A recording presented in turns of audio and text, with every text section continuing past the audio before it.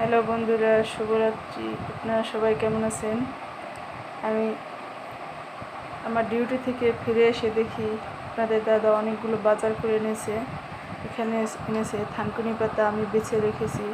এখানে আছে কাঁচামরিচ আমি বোটা ফেলে দিয়ে ধুয়ে শুকিয়ে রেখেছি যাতে নষ্ট তাড়াতাড়ি না হয়। আর এখানে মটরশুঁটি আনতে বলেছিলাম, মটরশুঁটি নিয়ে এসেছে, তাই আমি হালকা গরম পানিতে লবণ দিয়ে হালকা সিদ্ধ করে নিয়েছি যাতে অনেক দিন পর্যন্ত ভালো থাকে। এরপরে এই মটরশুঁটি আমি ডিপে একটা বক্সে করে রেখে দেব।